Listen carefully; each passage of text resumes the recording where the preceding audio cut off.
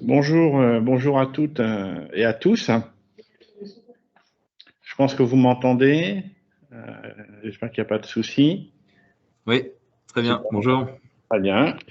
Donc merci pour votre présence autour de de cette visio dans le cadre de la semaine de l'industrie 2021, où l'université Paris-Saclay, mais vous allez voir qu'il y a d'autres personnes qui se sont associées à l'université, a choisi de vous présenter un webinaire sur les nouvelles mobilités électriques. Alors, avant de rentrer dans le détail, je voulais juste vous avertir que le séminaire était enregistré, voilà, pour qu'il puisse être réutilisé, pourquoi pas, auprès de nos étudiants, et que vous avez la possibilité de poser vos questions à la fin de ce séminaire, mais aussi par le chat. Alors, pour ceux qui ne sont pas trop habitués à Teams, il est sur la barre du haut, à côté des petits bonhommes, et le chat est en fait modéré chez nous. Voilà pour les informations pratiques. Donc, pourquoi nous avons choisi en fait de vous présenter quelque chose sur les nouvelles mobilités électriques, présenter ce webinaire, c'est parce que on voit que depuis quelques années, finalement, le secteur automobile est un secteur particulier où est présent trois disruptions majeures. Une technologique.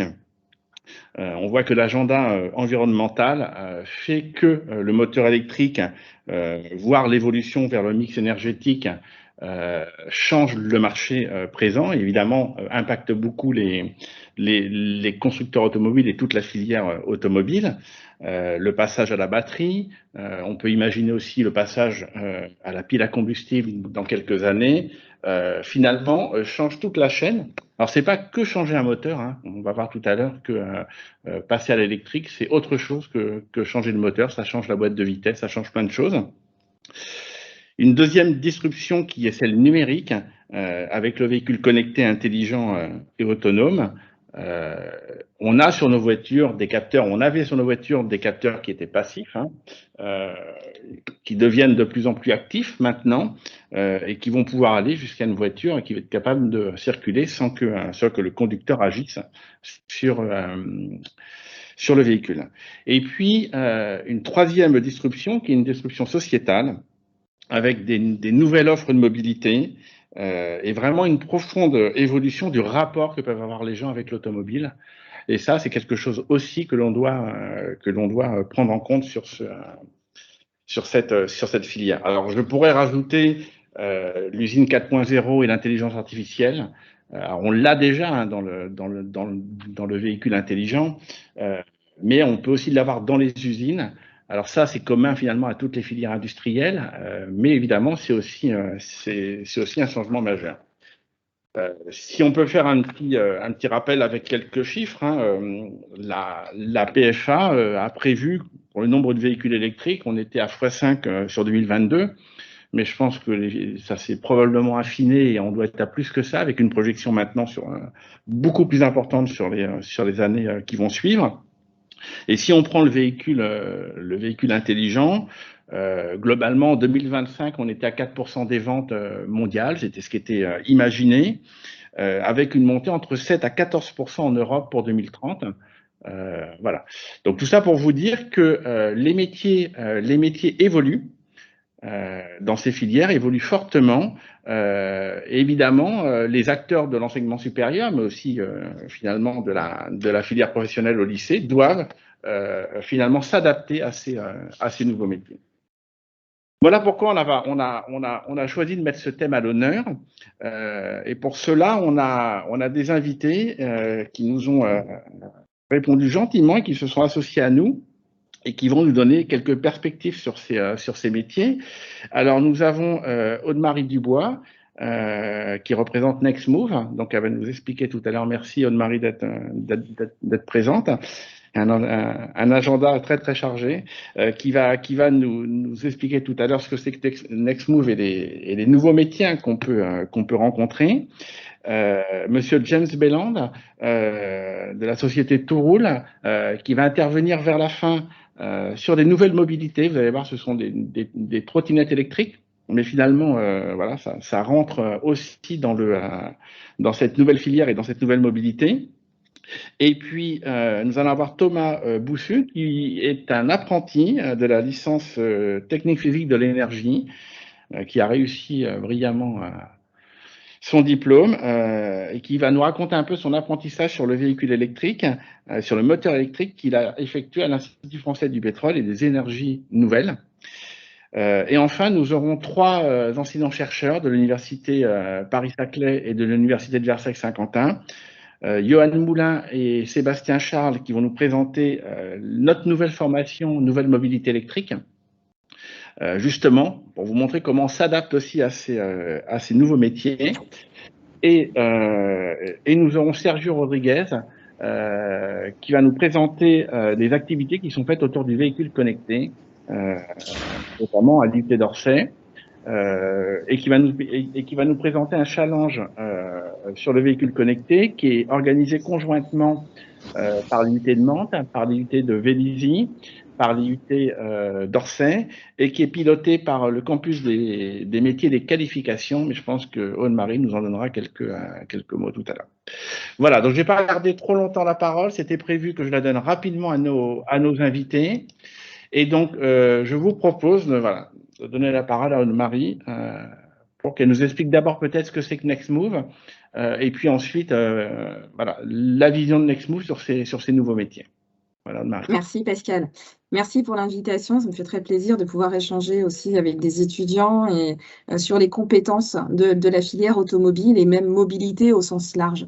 Je fais partie donc de NextMove. NextMove, c'est un pôle de compétitivité de la filière automobile en fait, qui est une association qui regroupe des membres industriels, des membres de la recherche, de l'innovation en Normandie et en Île-de-France. On a à peu près 600 membres qui sont donc des ETI, des PME, des startups, des grands groupes, des collectivités, des laboratoires, des centres de recherche, et puis tout ce qui est effectivement enseignement secondaire supérieur, point d'école, nous, VSQ, Paris-Saclay. Ce qui est intéressant aussi, c'est que la filière automobile, et nous, même si on accompagne principalement des entreprises, on est là aussi pour accompagner les mutations, les changements et au niveau des compétences. Je suis en charge plus particulièrement des formations. Nous-mêmes, on va faire de la formation continue pour les salariés et j'accompagne les campus des métiers et des qualifications, ce qu'expliquait juste avant Pascal, qui sont des écosystèmes qui mettent en lien les entreprises et l'enseignement sur des thématiques précises. Il existe un campus des métiers et des qualifications, notamment en Normandie, qui s'appelle Industrie de la mobilité. Et en Île-de-France, nous avons un nouveau campus qui vient de naître cette année, de se transformer, qui était justement centré sur l'automobile, qui s'appelait Conception et Construction automobile, et qui devient Industrie circulaire de la mobilité. Et pourquoi? Et c'est là aussi où ce qui va être intéressant de vous présenter, là, la slide parle de Refactory. Refactory, c'est quoi? C'est le projet de Renault. Je ne sais pas si vous en avez entendu parler encore ce matin à la radio, on en a parlé.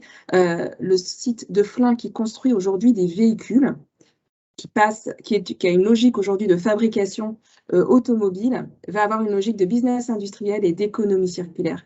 Il y a 1 an, Renault a annoncé de vouloir faire de ce site de Flins emblématique sur la construction des véhicules un premier site à carbone négatif, un site industriel. C'est un changement complet pour la filière et puis pour Renault, pour un grand constructeur, changement de métier, changement complet sur les intégrations industrielles. L'usine de Flins, c'est à peu près 2000 personnes, un peu plus de 2000 personnes aujourd'hui. Ce sont 2000 personnes à former sur ces nouveaux métiers. L'économie circulaire, en fait, c'est effectivement là aujourd'hui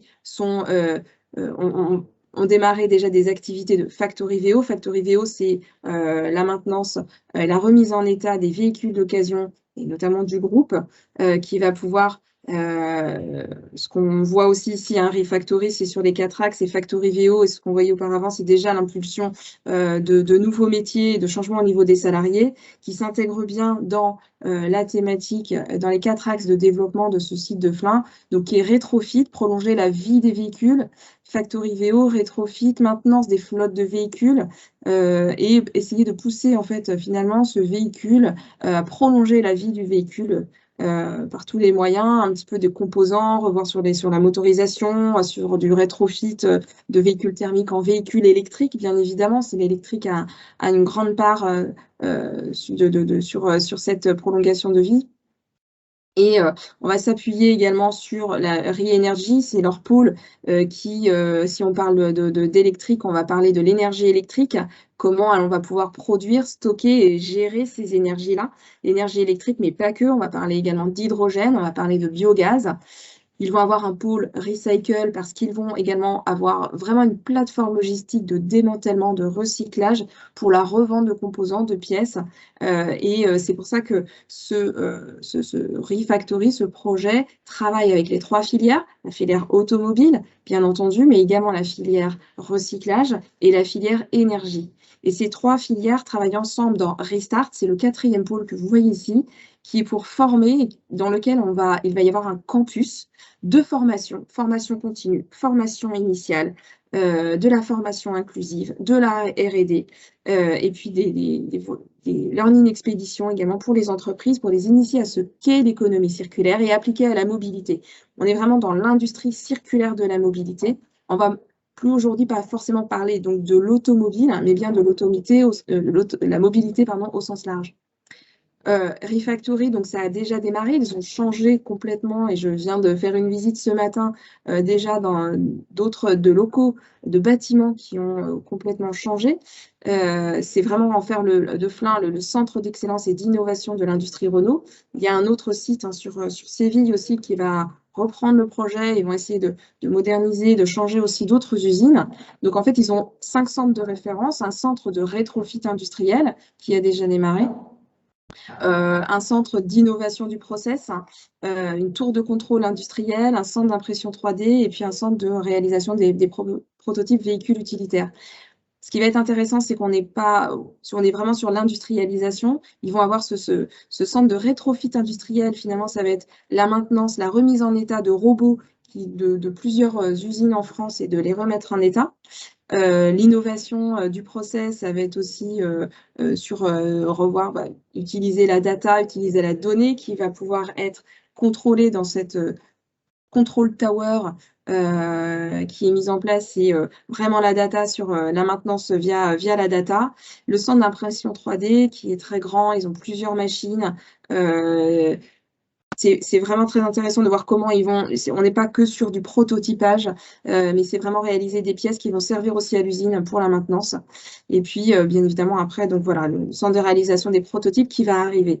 Donc, on est complètement sur un changement total des métiers affiliés à l'automobile pour ce centre-là, cette usine-là. Et je pense que ça va pouvoir se dupliquer sur d'autres usines qui vont être intéressées et on voit, il y a des formations sur l'économie circulaire, sur les fondamentaux de l'industrie circulaire pour comprendre ce que c'est aujourd'hui, comment ça va s'appliquer dans l'usine, dans la mobilité demain et quelle formation on va pouvoir mettre en place pour vous former, vous les jeunes, pour former les salariés aujourd'hui qui vont voir leur métier changer. Donc, c'est un vrai challenge que ce campus des métiers et des qualifications de l'industrie circulaire de la mobilité. Et vous allez en entendre parler très bientôt, et parce que Paris-Saclay est partenaire, bien évidemment, l'UVSQ et d'autres écoles du territoire pour dispenser ces formations-là et vous les mettre à disposition. Voilà, j'espère que mon temps en partie a été respecté. Non, très bien, très bien, Marie. J'avais une question à te poser, c'est comment Nextmove, en fait, alors peut-être expliquer ce que c'est que Nextmove, ce serait intéressant un peu plus précisément, et comment ils accompagnent finalement ces transformations de l'industrie automobile. En fait, on accompagne les entreprises. On a des adhérents, donc toutes les membres des entreprises, on est là pour les accompagner sur leurs différents projets, des projets d'innovation, de R&D. On a identifié des appels à projets, que ce soit au niveau national qu'au niveau européen. On fait de la veille sur tous les appels à projets qui existent. C'est maintenir au courant donc nos entreprises de tous ces projets qui existent et de pouvoir les aider à déposer des dossiers de R&D, à trouver des financements, et toujours dans cet esprit de collaboration, de réseau et sur l'innovation et comment impliquer toutes les compétences de nos membres pour essayer de monter des projets d'innovation sur cette partie mobilité, que ce soit sur l'excellence industrielle, si on parle d'industrialisation, de la sécurité des usagers de la route, des nouveaux services de la mobilité intelligente,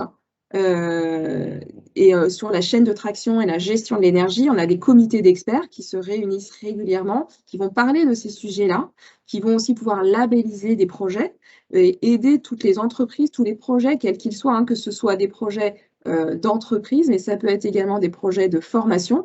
On va pouvoir parler par exemple de cette licence professionnelle Nouvelle Mobilité électrique qui a été labellisée par le pôle. C'est aussi pouvoir boxer ces projets, c'est attendre des experts, des retours, des commentaires et puis des appréciations sur voilà, si ça correspond bien aux attentes de tout le monde, de trouver d'autres partenaires aussi également. Hein, quand on présente un projet, il y a beaucoup d'industriels qui sont en face et qui peuvent aussi devenir, pourquoi pas, des partenaires. C'est tout l'enjeu aussi. Et c'est comme ça qu'on va pouvoir accompagner toute cette filière automobile. Voilà, c'est vraiment, on dit qu'on est de l'innovation à l'industrialisation sur tous ces axes-là. On va pouvoir accompagner, aider. On a bien évidemment des outils de veille aussi technologiques. Hein. Il y a des sites Cléo qui permet d'avoir une veille dès qu'on est adhérent sur toutes les nouvelles technologies. C'est une revue de presse très large mais très technique sur toutes ces nouvelles technologies qui peuvent arriver. Et puis, on a aussi des liens vers la plateforme Innovev qui donne des données sur la construction des véhicules automobiles sur les 4 années à venir. Donc, ce qui est très important pour toute l'industrie automobile, hein, de savoir combien de véhicules vont être construits, quel type de véhicules vont être construits, pour savoir ce que ça va représenter en termes d'activité pour chaque entreprise et savoir quelles dispositions elles vont devoir mettre en place pour s'y adapter. Aujourd'hui, on voit bien que le moteur électrique, des voitures électriques prennent une place vraiment croissante dans la production. C'est vrai que ça va changer également chez eux. Les entreprises vont avoir des besoins en compétences complètement différentes. J'espère que ça répond à ta question, Pascal. Merci, si, parfait, non, parfaitement, merci. C'était vraiment pour informer les gens qui sont à distance, hein, évidemment. C'est intéressant aussi de savoir que la filière, elle s'est évidemment construite. En même temps, il y a des organismes qui sont là pour aussi l'accompagner dans ces changements. Donc, et Madame je dirais, pardon. Oui, voilà, je suis à votre disposition pour en discuter. Les pôles de compétitivité, je voulais juste vous informer, il n'y en a pas que en Normandie, en Île-de-France, il y en a aussi dans la région Auvergne-Rhône-Alpes qui s'appelle CARA. Dans l'est de la France, c'est le pôle véhicule du futur. Et on a aussi ID4Car qui est dans l'ouest du côté de Nantes. Dans toutes ces régions, il y a des pôles de compétitivité. Donc, ils sont là vraiment pour accompagner tout le secteur, tout comme fait Next Move sur la Normandie et l'Île-de-France. Voilà, et je suis à votre disposition. N'hésitez pas, vous pouvez tous avoir mes coordonnées si vous avez des besoins d'informations sur nos activités, sur les formations, il n'y a pas de souci. Merci beaucoup. Madame Dubois va rester jusqu'à la fin du webinaire. Donc, si vous avez quelques questions à la fin, vous pourrez lui poser.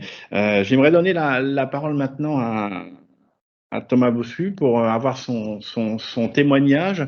D'abord, voilà, savoir pourquoi il a déjà choisi cette filière automobile, ce sera intéressant. Et puis peut-être qu'il nous explique un peu son parcours et comment il voit finalement les perspectives pour sa carrière professionnelle. Alors déjà, merci à Madame Dubois pour sa présentation sur Next Move. Et puis, du coup, je vais me présenter assez rapidement. Je m'appelle Thomas. Donc, je suis étudiant actuellement en master ingénierie physique des énergies et j'ai 26 ans. Donc, je suis à l'Université de Paris et du coup en alternance dans l'entreprise IFP Énergie Nouvelle. Alors, ce que je vais pouvoir vous présenter, c'est que d'abord, je vais vous parler de mon parcours. Donc, comme vous avez pu le remarquer, du coup, j'ai 26 ans et je suis encore en master. C'est pas, on va dire, le parcours standard d'un étudiant. C'est parce que après avoir passé mon bac très juste, j'ai commencé par faire une licence physique fondamentale. Donc ça s'est pas très bien passé. J'ai mis 5 ans à valider simplement une L2. Après ça, du coup, il a fallu que j'essaie de me remettre en question. Je suis parti faire une gap year en République tchèque. Donc j'ai pris une année en gros de pause pour me recentrer et savoir ce que je voulais faire. C'est là que je suis revenu en France. Et en revenant en France, en fait, j'ai voulu réintégrer le parcours scolaire. Et on m'a dit que ma licence qui était validée en physique fondamentale jusqu'à la 2e année n'était plus suffisante. Il fallait que je refasse une licence. Donc j'ai recommencé avec une licence physique technique cette fois-ci. Donc j'ai fait une licence technique, licence 2, j'ai validé, ça allait un petit peu mieux. Et après j'ai postulé pour une licence professionnelle parce que j'avais besoin d'habiter sur Paris parce que j'avais pas le choix pour continuer les études et j'avais du coup besoin d'une rémunération. Donc c'est là que la licence professionnelle faisait tout son sens et je pouvais continuer mes études tout en ayant un salaire pour pouvoir continuer à vivre simplement. C'est grâce à cette licence que j'ai pu intégrer l'IFP Énergie Nouvelle. Donc du coup, après, je vais vous parler de ce que j'ai fait à l'IFP Énergie Nouvelle, c'est-à-dire mes missions. Donc j'ai travaillé à l'IFP Énergie Nouvelle, qui est au départ une compagnie qui a pris en gros vraiment beaucoup d'ampleur grâce au pétrole. C'est pour ça que c'est l'IFP. Mais avec le climat actuel et la politique qu'on a, qui du coup tourne autour de moins d'émissions de gaz à effet de serre, cette entreprise qui était basée sur le pétrole avait de moins en moins en gros de place dans le mix énergétique et a dû se transformer et est devenue l'IFP Énergie Nouvelle. Donc il a fallu qu'elle développe des pôles. En l'occurrence, elle a développé un pôle électrique sur les moteurs électriques. Et c'est là que j'ai eu mon alternance. Donc, je devais tout simplement récupérer un moteur électrique qui était en conception dans notre compagnie ou alors dans une autre entreprise. Ensuite, la mettre en service, c'est-à-dire récupérer le moteur, le mettre dans une salle spécialisée. La salle spécialisée, on appelle ça un banc d'essai. Et dans ce banc d'essai, on va monter le moteur, c'est-à-dire qu'on va brancher les câbles d'alimentation, on va aussi brancher les tuyaux pour le refroidissement du moteur, etc. Tout ça, ensuite, après, il faut le vérifier parce qu'on travaille avec des machines qui sont relativement puissantes, faites pour motoriser les véhicules qu'on a sur la route. Par exemple, la Zoé ou d'autres voitures électriques. Et donc, tout ça, on fait avec des puissances assez élevées et surtout des intensités élevées. Donc, qui peuvent tuer les personnes qui sont en opération dans cette salle. Donc, il y a vraiment beaucoup de sécurité à lier et faire ça selon un protocole très complexe. Donc, du coup, j'ai dû vérifier toutes ces informations. Ensuite, on doit optimiser la salle dans laquelle on travaille. Et une fois qu'on a mis en place la machine, il va falloir faire des essais dessus, c'est-à-dire faire des essais thermiques, faire des essais à vide, c'est-à-dire sans courant. On va juste faire tourner la machine et vérifier qu'elle nous donne bien les tensions qu'on attend, etc. Et ensuite, une fois qu'on aura fait tous ces essais, on aura plein de données qu'on va récupérer et ça va être le moment d'analyse. Donc, tout ça, c'est ce que j'ai fait durant mon année, c'est-à-dire monter des moteurs électriques dans un banc d'essai, faire les essais qu'il y a avec et analyser les données. Donc tout ça, c'est vraiment une alternance qui a été proposée très récemment parce qu'il y avait beaucoup de besoins. Avec par exemple le critère qu'il y a sur Paris, la politique elle tend vers des moteurs de moins en moins thermiques qui circulent intramuros. Donc le moteur électrique prend de plus en plus de place, même dans ma société l'IFP Énergie Nouvelle. On avait un pôle du coup qui était quasiment consacré que au moteur thermique et qui petit à petit se fait remplacer par un pôle électrique parce qu'il y a de plus en plus de demandes pour les moteurs électriques et du coup de plus en plus de compétences. Par exemple, moi, on m'a demandé, ce qui n'était pas demandé avant, une compétence sur l'analyse de vibration des moteurs parce qu'on a du coup maintenant des rendements beaucoup plus élevés sur nos machines. Donc, on essaie d'avoir les machines le plus performantes possible et c'est pour ça qu'il y a de nouvelles compétences qui se développent, des nouveaux emplois qui vont avec et c'est aussi grâce à ça et grâce au contact que j'ai eu dans ma licence professionnelle que j'ai réussi à avoir cette année mon master en alternance dans la même entreprise sur des pôles de compétences qui sont complètement nouveaux et qu'on n'avait pas les années précédentes. Donc du coup, voilà, c'est ce que je voulais finir par ça. Je voulais revenir vraiment sur le fait que le parcours professionnel, on n'a pas souvent cette idée de c'est le premier choix. Moi, ça a été aussi mon choix de retrait, mais j'ai regretté de ne pas l'avoir fait avant. Et c'est vraiment ce que je voulais faire sortir là. C'est la licence professionnelle a permis d'avoir des contacts, d'avoir des nouvelles expériences en entreprise et surtout de développer des capacités en moi que le parcours standard n'avait pas fait. Et voilà, c'est ce que je voulais faire ressortir. Merci beaucoup, Monsieur Bossu. On est content de vous avoir accompagné pour une partie de votre parcours. Évidemment, on vous souhaite une réussite pour votre master. Monsieur Bossu doit nous quitter dans quelques minutes. Donc, si vous avez des questions, vous pouvez les mettre dans le chat et on lui enverra et comme ça, il pourra vous répondre peut-être. Ce sera beaucoup plus simple.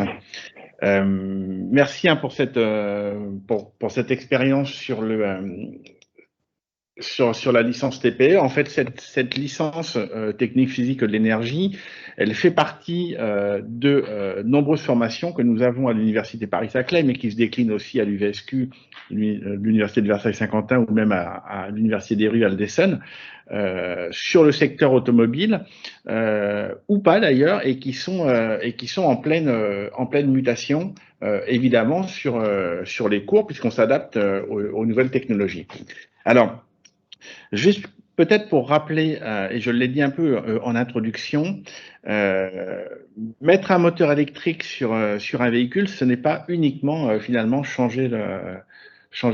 Oui, très bien, Aude-Marie, on fera la même chose, on prendra les questions et on te les enverra, il y a aucun souci. Merci encore à vous deux. Donc sur le véhicule électrique, oui, changer le moteur, c'est pas que changer finalement quelque chose, on va dire, de simple, c'est changer la chaîne de transmission, c'est évidemment changer l'énergie, donc on peut aller sur les batteries. Donc il faut des chimistes pour travailler sur les batteries. Il faut aussi évidemment savoir connecter ces batteries correctement, donc il faut du génie électrique. Et puis on peut imaginer aussi que la pile à combustible et l'utilisation de l'hydrogène va encore changer le mode finalement d'alimentation de notre véhicule électrique. On a pour l'instant aussi beaucoup de véhicules hybrides, donc il y a encore un peu de travail sur la combustion. Et ça, ce sont vraiment des nouveaux métiers qui apparaissent. Et puis, ça peut aller aussi jusqu'à l'allègement des structures. Ça veut dire aller sur des véhicules avec des matériaux qui sont construits et qui sont plus légers, mais aussi qui restent toujours résistants, parce que la sécurité reste toujours présente. Ça peut aller jusqu'à mettre en forme ces pièces. Et là, on voit apparaître aussi les impressions 3D qui aussi changent et puis bouleversent. Hein, elle en a un peu parlé, Madame Aude-Marie, sur le site de FLA, hein, qui vont aussi bouleverser finalement la production de ces pièces. Et quand on regarde le véhicule autonome, alors là, on va un peu plus loin, puisque là, on a des capteurs hein, qui sont posés, on a de la sécurité, donc il faut de l'informatique, il y a du logiciel. On avait estimé que le coût logiciel d'un véhicule connecté, ce serait 30% du coût d'un véhicule. Donc, vous voyez que ça peut devenir stratégique pour une entreprise. Évidemment, il y a toute la chaîne aussi de production. Donc, nos formations s'adaptent évidemment à ces nouveaux besoins, à ces nouveaux métiers. Alors, je ne vais peut-être pas ici, vous aurez le diaporama, il sera sur le site de l'école universitaire et de nos partenaires s'ils le souhaitent. Et donc, vous avez là toutes les formations, Bac+3, technicien supérieur. Il faut savoir qu'il y a une énorme demande et beaucoup d'emplois à Bac+3 avec des évolutions de carrière qui sont très intéressantes. On voulait profiter peut-être aujourd'hui de mettre un petit focus sur la nouvelle licence qui s'appelle Nouvelle Mobilité Électrique, qui est une formation justement que l'on a qui va ouvrir en septembre 2022. Justement, et qui va accompagner ces nouveaux métiers. On est aussi accompagné par des industriels. Donc pour cela, je vais laisser la parole à Sébastien Charles de l'IT de Mantes, Université Versailles-Saint-Quentin, et à Johan Moulin, IUT de Cachan, Université Paris-Saclay. Merci Pascal, bonjour. Je vais faire la présentation et Sébastien est connecté, donc on pourra aussi répondre aux questions. Alors, c'est toi qui as la main, Pascal, je pense, pour les diapos. Alors, bon. Ouais, je la mets, vas-y, je fais l'introduction et je la mets. Thomas a bien présenté les avantages, en fait, des licences professionnelles. Ces licences professionnelles, en fait, elles apportent évidemment sur les sites académiques un certain nombre de compétences. Merci. Mais les compétences sont aussi acquises au sein de l'entreprise, puisqu'il y a environ 2/3 de l'année qui se passe en entreprise, avec un maître d'apprentissage et puis donc un projet réel, un projet professionnel. Donc les compétences, vous en avez un certain nombre qui sont détaillées ici. Elles sont principalement liées au système électrique, évidemment, donc à toute l'électrification du véhicule, les composants, mais aussi il y a la communication, la gestion de l'énergie, les recharges avec les bornes sont connectées, donc il y a deux grandes disons, notions qui sont abordées. Il y a les équipements de façon indépendante, et puis il y a la façon dont ces équipements communiquent. Et puis évidemment, en plus de ça, il y a un certain nombre de compétences que l'on dit transverses, qui sont linguistiques ou des compétences de projet. Pascal, voilà. Donc c'est une licence professionnelle un petit peu particulière dans le sens où la même formation est en fait déclinée sur deux sites, l'IUT de Cachan et l'IUT de Mantes. Alors ces deux sites, enfin disons qu'il y a déjà des formations qui sont existantes sur les deux IUT. L'IUT de Cachan, il y a un but GE2I et dans lequel il y a un parcours qui va être mis en place, qui est un parcours électricité et maîtrise de l'énergie. Et puis il y avait auparavant un certain nombre de formations sur les véhicules électriques et puis les énergies de façon plus générale. Et à l'IUT de Mantes, il y a encore cette année une licence professionnelle qui est orientée donc vers les métiers qui sont dédiés aux véhicules électriques et aux nouvelles mobilités. Et l'objectif, ça a été de faire évoluer cette licence professionnelle en y incluant tout ce qui est lié à l'économie circulaire, et donc de pouvoir décliner cette licence professionnelle en apprentissage sur les deux sites, sachant que les apprentis ne vont pas se déplacer. Le but, c'est plutôt de mettre en commun les compétences pédagogiques par l'intermédiaire peut-être de cours en hybridation, et puis aussi de TP en hybridation, c'est-à-dire imaginer par exemple deux groupes qui seraient sur chacun de leurs sites, et l'un pourrait faire des manipulations et l'autre pourrait faire des simulations, et puis l'ensemble des résultats seraient mis en commun par exemple. Donc les publics qui sont visés sont des buts, tu passes un peu vite, mais les buts, donc GE2I, GIM, GMP et mesures physiques. Donc c'est un spectre assez large en fait, puisque c'est une formation qui reprend un petit peu aux bases de l'électrification et de la motorisation. Ensuite les BTS CRSA, et puis c'est ouvert aussi aux licences 2. Alors comme c'est une formation d'apprentissage, il faut trouver un contrat d'apprentissage, et la sélection se fait sur dossier et sur entretien. Juste un petit point complémentaire, ça s'adresse aussi aux BTS électrotechniques, hein, qui sont aussi une des cibles principales. Je vois que ça s'affiche pas ici. Et donc les débouchés, c'est principalement, disons, tout ce qui est lié au test, à la maintenance des bancs électriques, disons, ils ont des bancs de motorisation électrique avec leur alimentation et dans une moindre mesure peut-être dans les bureaux d'études sur la conception.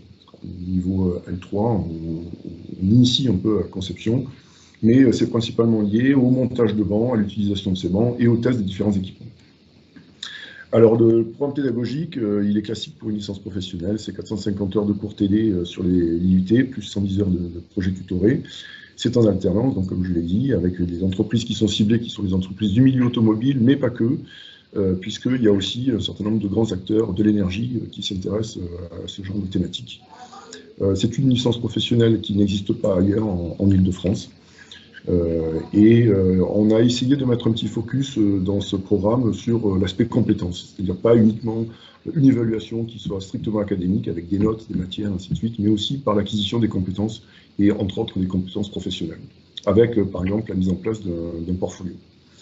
Et donc vous avez résumé dans le schéma un petit peu toute la chaîne de transmission qui va du réseau jusqu'à la motorisation. Et donc la licence est structurée de telle manière à ce qu'il y ait un bloc qui soit plutôt dédié à l'acquisition des compétences sur les éléments isolés, et ensuite un bloc qui soit lié à l'ensemble de la communication, des communications qu'il peut y avoir entre ces différents éléments. Et voilà, vous avez donc les contacts des responsables de la licence professionnelle sur les deux sites. Et je suis prêt à répondre à vos questions. Merci beaucoup, Johan. Sébastien, tu veux rajouter des petites choses ou c'était... Oui, peut-être juste un complément d'information pour savoir qu'en fait, cette licence, la version d'avant existait à l'IUT de Mantes depuis déjà 12 ans et qu'elle avait été montée à l'origine en collaboration avec la Fondation Renault, qui avait déjà fait remonter de forts besoins en termes de métier de technicien autour de la qualification des essais et des essais de systèmes de bornes de recharge et de véhicules électriques et hybrides. Donc en fait, c'était la genèse de ce projet-là. Cette licence a évolué effectivement pour maintenant intégrer des problématiques autour de l'économie circulaire, notamment sur par exemple le rétrofit et le recyclage des batteries et la régénération ou l'amélioration de véhicules thermiques vers des véhicules électriques. Et de cette licence aussi également, Luan ne l'a pas précisé, bien sûr reconnue par, on l'a vu tout à l'heure avec Marie Dubois, reconnue par Nextmove comme étant vraiment essentielle aux métiers qui vont venir, aux besoins en fait du terrain, et également on a le soutien de l'OPCO2I qui nous finance la création de cette formation. C'est pour dire qu'il y a une reconnaissance de la part finalement de tous les partenaires. Voilà. Merci Sébastien d'avoir effectivement rajouté l'OPCO2I et le GIM aussi, hein, qui est aussi un soutien à ces nouvelles formations. Donc un vrai travail, hein, qui a été fait par les équipes pédagogiques, hein, pour pouvoir renouveler une licence. Hein, vous voyez que c'est la capacité de l'université aussi à faire évoluer ces formations. Alors elle s'appelle Nouvelle Mobilité Électrique. Donc vous voyez que dans Nouvelle Mobilité Électrique, il n'y a pas forcément que le véhicule électrique. Il peut y avoir des vélos électriques, il peut y avoir des trottinettes électriques. Et donc, on voulait donner la parole à Monsieur James Belland de la société Touroul, justement pour nous expliquer ces nouvelles mobilités électriques douces que sont les trottinettes. Exactement. Merci beaucoup et bonjour à toutes et à tous. Donc, James Belland, cofondateur de la start-up Touroul. Effectivement, nouvelle mobilité électrique, ça fait également allusion à toutes sortes de mobilités. Bon, on a la voiture, le deux roues motorisé et également l'apparition du VAE et plus récemment donc d'une nouvelle catégorie de véhicules à part entière, hein, ce sont les EDPM. Donc cet acronyme sonne un peu comme un terme barbare, mais il faut savoir que les EDPM, pour engins de déplacement personnel motorisé, est une catégorie de véhicules qui connaît un essor considérable sur ces dernières années. Il faut savoir qu'aujourd'hui, sur ce marché des EDPM, on a pu en tout cas constater, on va dire, une croissance sur les ventes des véhicules, donc notamment portée par la trottinette électrique. On peut compter aujourd'hui près de 2 millions d'utilisateurs de trottinettes électriques en France et avec un véhicule qui s'est vendu, en tout cas, plus que le VAE sur l'année 2020. Donc aujourd'hui, Touroul, nous, on n'est pas sur la partie, en tout cas, construction, vente ou location de véhicules. On s'est positionné sur l'aspect formation professionnelle et également prévention, donc pour accompagner tous les usagers vers, on va dire, un comportement responsable. En parallèle, on a pu également constater, nous, sur tout l'ensemble de la filière, la création de nouveaux enjeux, de nouveaux débouchés et donc de nouveaux métiers qui vont demander des compétences à part entière. Le premier étant effectivement celui de la sensibilisation et de la formation, sur lequel on s'est positionné en tant qu'organisme de formation certifié. C'est-à-dire qu'aujourd'hui, on va pouvoir dispenser des actions de sensibilisation, mais également des formations professionnelles, que ce soit à destination des salariés d'entreprise ou encore des agents de collectivité. Donc là aussi, il y a aussi tout un enjeu en matière de construction de métiers autour de l'aspect formateur, à voir si à terme on pourra pousser vers une formation de formateur. Mais en tout cas, ceux qui pourraient peut-être plus vous intéresser aujourd'hui, ce sont les filières de la réparation et celles, on va dire, plutôt de l'entretien des flottes. Sur la partie réparation, effectivement, aujourd'hui, qui dit plus de véhicules sur le marché, dit également beaucoup plus d'entretien, puisqu'aujourd'hui, sur tous les aspects techniques, que ce soit lié aux freins, aux roues, aux moteurs, il y a de plus en plus de structures qui se créent dédiées justement à la réparation de ces nouveaux modes de déplacement, alors que ce soit en atelier physique, que ce soit dans des magasins spécialisés. On trouve même aujourd'hui des corners au sein de magasins, enfin de GSA, hein, comme Carrefour ou encore Auchan qui développent ce type d'atelier-là. Ça peut être aussi des ateliers qui sont itinérants. Je pense notamment à certaines structures comme Cyclofix qui proposent aujourd'hui des ateliers de réparation directement chez vous. Donc, on se déplace notamment en triporteur avec tous les outils dedans et pour qu'on puisse directement donc réparer votre véhicule. On a aussi tout l'aspect de recharge. Cet aspect-là est hyper important et intéressant puisqu'aujourd'hui, vous le voyez, notamment dans les grandes villes, de nombreux appels à projets pour pouvoir mettre en place des flottes en libre service, et donc la nécessité de pouvoir, on va dire, gérer l'espace urbain d'une part, mais surtout pouvoir faciliter le travail de ces opérateurs de free floating qui se font parfois taper sur les doigts, notamment en lien avec les émissions de gaz à effet de serre liées au rechargement des véhicules, qui sont faits avec des véhicules thermiques. Et donc, on peut voir apparaître des solutions, comme vous le voyez à l'écran, notamment de bornes de recharge qui peuvent être directement entreposées, en tout cas sur l'espace public pour recharger les véhicules. Il y avait une autre partie, je ne sais pas si elle est abordée dans une autre slide que j'avais mis en avant, c'est sur aussi la filière du… Pardon ? Sur la filière du recyclage et également du reconditionnement. Donc aujourd'hui, il y a de gros enjeux qui se posent sur cet aspect-là pour aussi qu'on puisse dire que on soit vraiment dans une démarche durable, surtout ces nouvelles mobilités électriques. Donc sur toute la partie recyclage et reconditionnement, il y a de gros enjeux, puisqu'effectivement, aujourd'hui, on peut reconditionner généralement une batterie de vélo ou de trottinette électrique 2 à 3 fois pour permettre d'allonger la longévité du produit. Et effectivement, plus on aura aujourd'hui de vente de ces nouvelles mobilités, plus il y aura en tout cas d'enjeux sur la partie recyclage et également reconditionnement. D'ici 2028, on devrait potentiellement arriver à près de 1000 tonnes de batteries de véhicules à assistance électrique à recycler ou à reconditionner. Donc voilà en tout cas sur la partie des nouveaux métiers et des nouvelles perspectives en tout cas de métiers à envisager sur tout cet aspect EDPM et notamment aussi des vélos à assistance électrique. Merci beaucoup et merci aussi d'avoir mis l'accent sur la partie recyclage. On voit bien que ce soit finalement les grandes entreprises ou les startups ou les PME comme la vôtre, cet aspect recyclage, il est évidemment important. Alors moi, j'aurais presque rajouté aussi la production de l'énergie, parce que si on veut que de l'électricité, il va bien falloir à un moment donné de la produire. Et donc, on pourrait refaire un autre webinaire sur l'énergie. C'est peut-être une idée qu'on pourra faire. Pour terminer, donc les questions sont à la fin, vous inquiétez pas, on va déborder un petit peu, mais on va essayer de pas trop déborder. Je suis sûr que Sergio va nous faire ça très bien. Je vous propose de terminer sur l'aspect véhicule intelligent, connecté, autonome, par une petite présentation de notre collègue de l'IT d'Orsay. Oui, bonjour, vous m'entendez? Très bien. Oui, alors donc j'ai introduit juste la dernière partie de ces webinaires qui concerne ou qui donne quelques exemples sur des plateformes pédagogiques qui ont été mises en place ou qui sont mises en place aujourd'hui pour amener les étudiants vers ces nouveaux métiers ou les métiers d'avenir. Et donc, notamment, voilà, on fait un focus sur tout ce qui concerne les systèmes de transport intelligents. Alors, ces systèmes de transport intelligents, comme il a été mentionné précédemment, ils sont amenés ou ils sont des besoins qui concernent notamment la mesure. Donc, ce sont des systèmes qui seront pourvus des automatismes. Ces automatismes nécessitent des nouveaux moyens de mesure. Et donc, ils représentent bien un système de mesure embarqué qui ont des contraintes.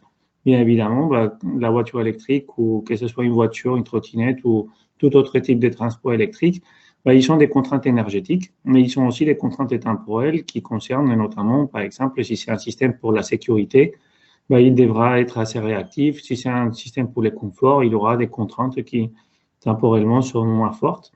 Alors, les domaines d'application, comme je l'ai dit tout à l'heure, sont tous les systèmes de transport intelligents, que ce soit la voiture électrique, une navette, ça peut aller jusqu'à les drones, pourquoi pas les bateaux qu'aujourd'hui on cherche aussi à rendre autonomes. Donc, ils ont quelque chose en commun. Les points en commun, c'est notamment la présence maintenant des systèmes de perception multicapteurs. Donc, on va déployer ou on va embarquer dans ces systèmes de transport plusieurs méthodes d'observation, donc plusieurs capteurs. Et on a aussi la présence de ce qu'on appelle des capteurs intelligents. Dans les capteurs intelligents, maintenant, on va retrouver des capteurs qui ne vont pas juste se limiter à faire une mesure, mais à faire un traitement de ces données-là pour pouvoir les utiliser. Donc, 12 exemples des plateformes pédagogiques que j'ai à vous présenter aujourd'hui sont notamment les modèles à échelle réduite qui se retrouvent à gauche de support que vous observez actuellement. Donc, il s'agit d'un modèle réduit avec lequel des étudiants aujourd'hui des mesures physiques de la licence professionnelle LP12MI à l'IUT d'Orsay sont amenés à utiliser. Donc, qui permettent aux étudiants aussi de se familiariser avec des capteurs qui sont l'équivalent de ce qu'on retrouve dans des voitures autonomes, mais sur une échelle réduite et donc plus facile à prendre en main, moins contraint au niveau d'utilisation, donc plus facile à utiliser que ce soit dans des séances, etc. Donc, vous avez quelques exemples de détection d'objets. Donc, on a des exemples des capteurs intelligents dans lesquels on va non seulement fournir une image, mais aussi on va pouvoir avoir la description de la scène, donc des détections d'objets, des identifications, des informations plus complexes. Et on a du côté droit du support, donc un exemple d'une deuxième plateforme pédagogique. Il s'agit d'une voiture électrique, une Renault Twizy, qui est équipée, qui a été instrumentée avec des capteurs qui sont propres aujourd'hui des technologies qu'on déploie pour les voitures intelligentes. Et donc, on a de la télémétrie laser et de la vision 3D, donc des caméras, c'est ce qu'on appelle des caméras RGBD. Quel type de choses on pu travailler sur, quel type d'éléments ou des concepts on pu travailler dans ces plateformes? Aujourd'hui, on travaille l'étalonnage des capteurs, la vérification des spécifications dans des capteurs. On est sûrement aussi sur la connaissance de l'échange d'informations dans des systèmes embarqués. Et donc voilà, tous ces éléments-là sont revus avec les étudiants sur des plateformes qui sont adaptées au cycle d'apprentissage. Tu peux peut-être passer. Donc là, j'arrive sur ma dernière planche qui vous illustre. Alors, la vidéo de gauche vous permet normalement, si vous l'actionnez, donc je pense que ça nécessite quand même de l'intervention de chacun dans son interface pour visualiser la vidéo. Oui, c'est exactement ça, effectivement. Vous pouvez visualiser voilà, pour ceux qui sont en train de visualiser le support, normalement, vous pouvez actionner la reproduction de la vidéo qui se retrouve sur la gauche, qui illustre justement les modèles réduits et qui illustre aussi tous les capteurs que ces modèles réduits peuvent embarquer, ainsi qu'une unité un calculateur, une sorte d'ordinateur qui va permettre de traiter toutes les mesures et de les utiliser, de les rendre au service des automatismes. Alors, je ne sais pas si je peux éventuellement… Donc, la vidéo démonstrative qui se retrouve sur la gauche se termine normalement par la présentation de véhicules électriques Twizy. Voilà. Donc, et puis sur la droite, alors vous avez également une vidéo démonstrative qui peut vous donner un aperçu de type de traitement ou des types d'informations que maintenant on va pouvoir accéder sur des systèmes de transport, notamment la télémétrie laser. Donc là, vous voyez normalement un ensemble des mesures qui sont faites sur les terrains, donc sur l'environnement. Donc un véhicule se déplace normalement sur un stationnement et en même temps qu'il se déplace, il est capable normalement d'observer l'ensemble de l'environnement tout autour de lui pour permettre aux automatismes de faire des décisions que ce soit sur l'aide à l'estationnement, que ce soit sur la navigation automatique. Voilà. Donc ça, c'est essentiellement les deux éléments que je pouvais vous présenter aujourd'hui et qui donnent un exemple concret de type de travail et type de plateforme auxquelles sont amenés à utiliser les étudiants et qui sont propres justement des nouveaux métiers qui émergent avec on va dire la présence, la nouvelle présence de systèmes de transport automatisés. Merci beaucoup Sergio pour cette présentation. Peut-être juste rappeler que les équipes pédagogiques de l'IUT d'Orsay, de l'IUT de Vélizy et de l'IUT d'Evry, il y a M. Jérôme Delpéry là qui est présent, travaillent justement sur une offre de formation pour 2023, une nouvelle licence professionnelle qui va s'appeler Système de transport intelligent. Voilà, qui va être large, hein, puisque ça peut être des drones, ça peut être des véhicules. Voilà, ça peut être des bateaux qui devraient normalement ouvrir en 2023 et on aura probablement l'occasion de vous en reparler.